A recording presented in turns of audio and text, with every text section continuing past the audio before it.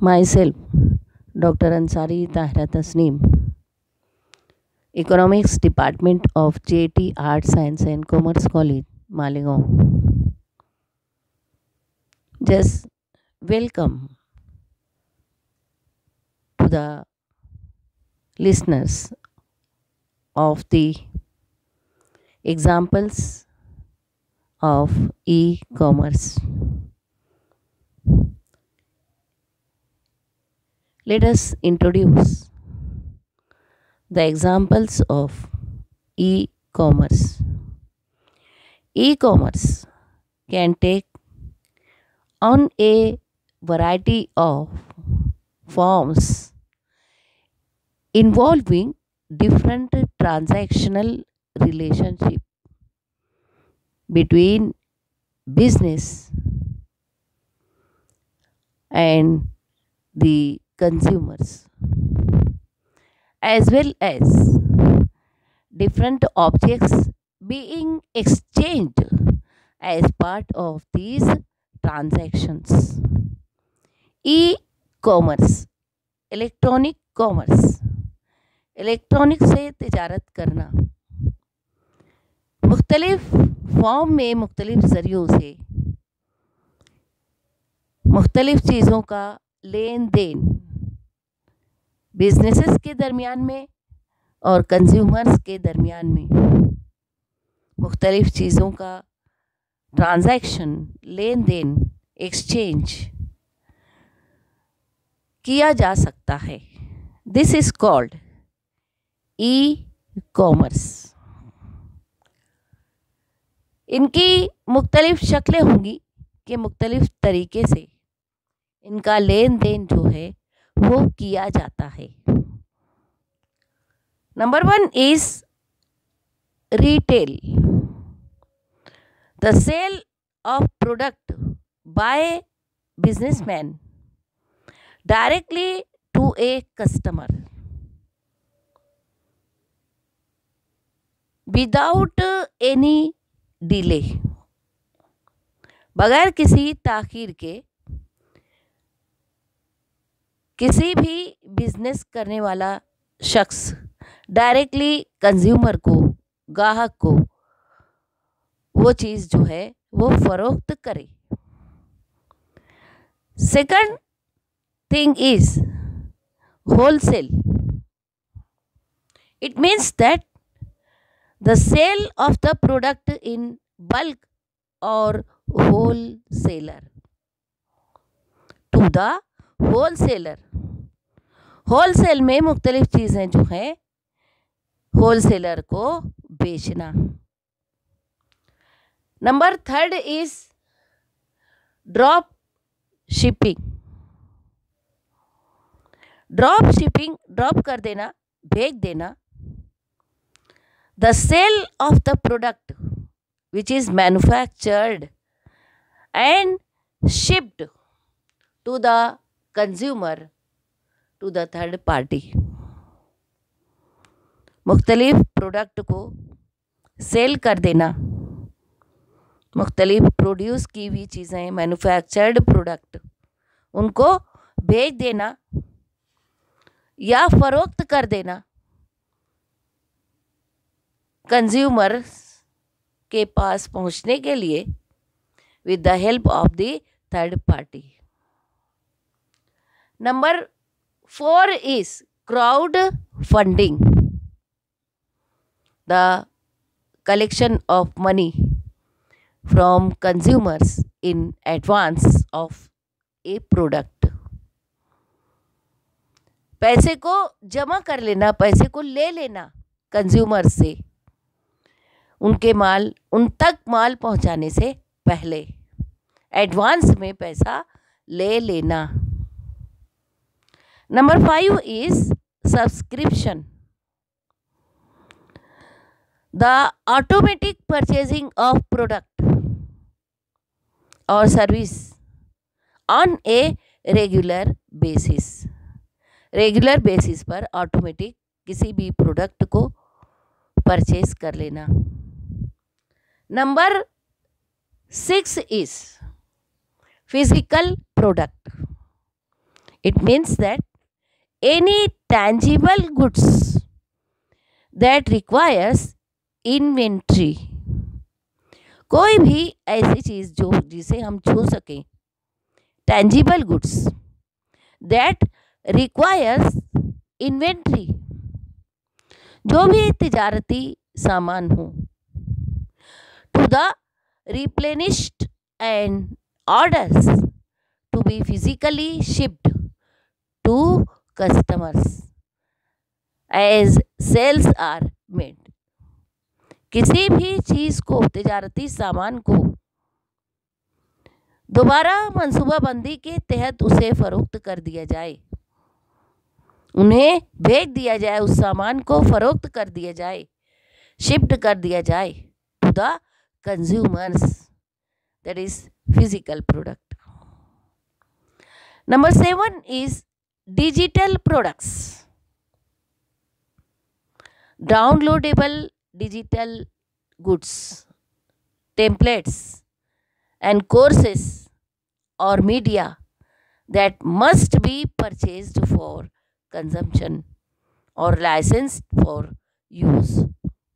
मुख्तलिफ intangible things, downloadable digital goods, templates, courses, मुख्तलिफ ज़रियों से परचेज करना या फिर उसे उसका लाइसेंस देना, इसके इस्तेमाल करने के लिए. Then number 8 is the services. A set of skills provided in exchange for compensation. अपनी स्किल्स को भी प्रोवाइड करना मुआवजे के तौर पर, मीन्स मुआवजा लेकर सर्विसेज देना. The services providers time can be purchased for a fee.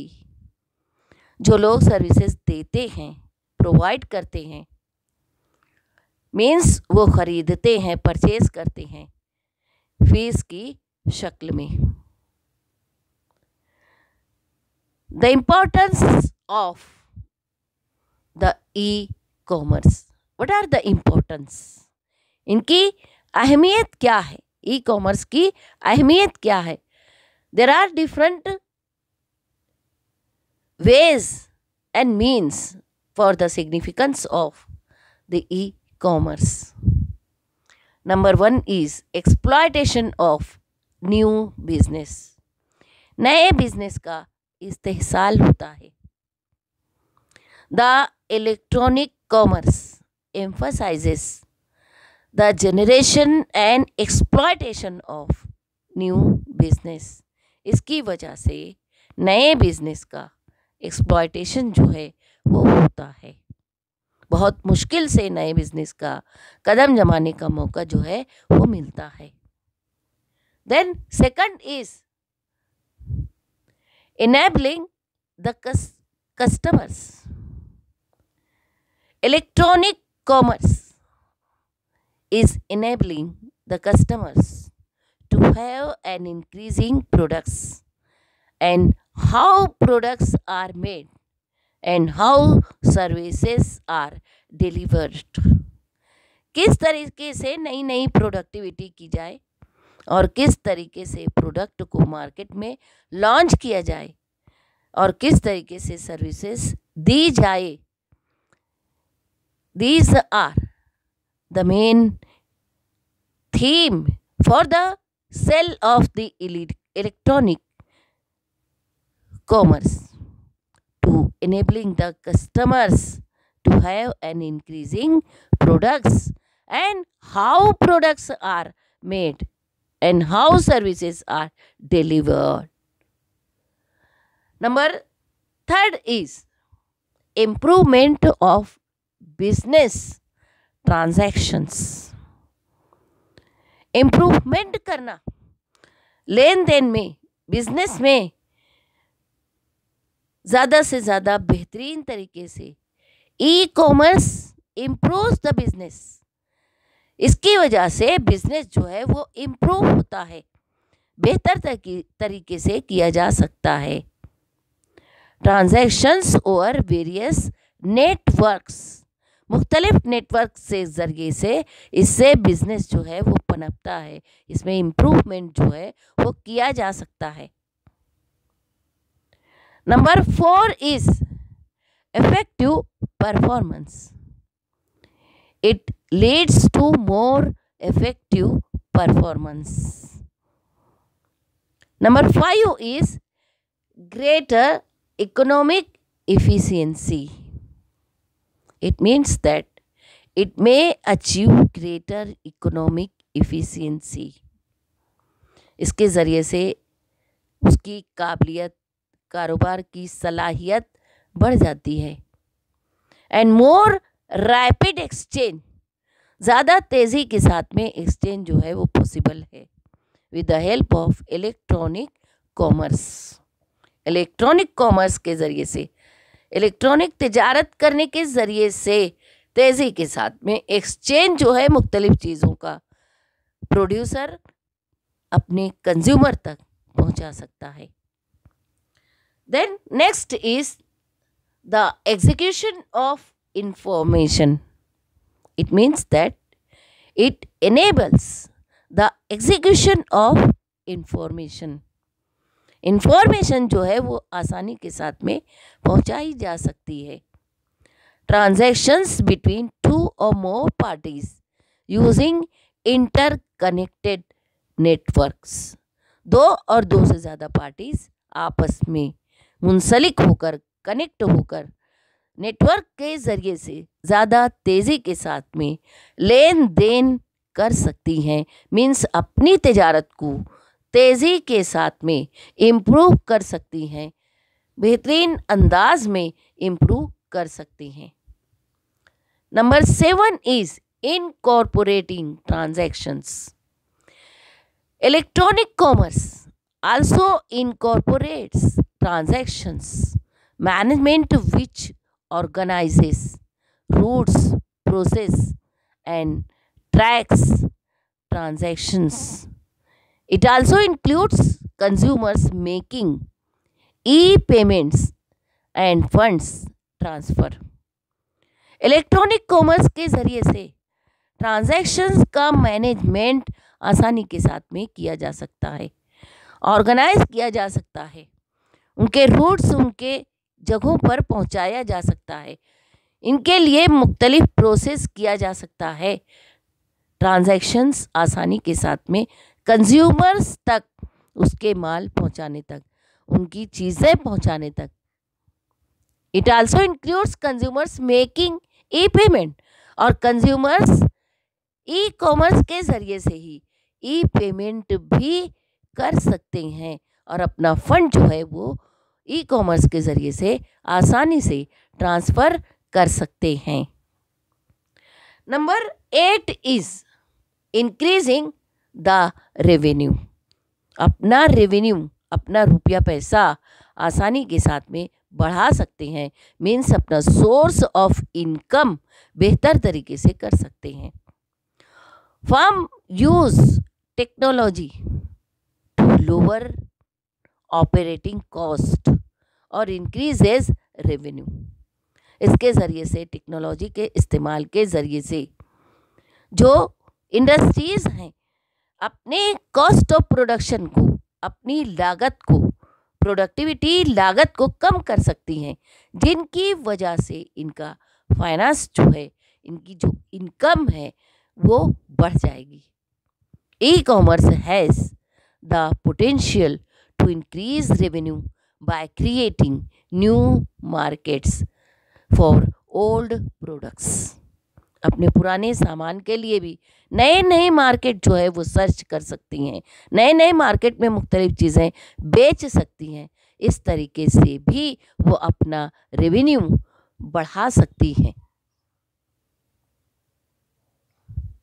Then what are the conclusion of this e-commerce or the importance of e-commerce?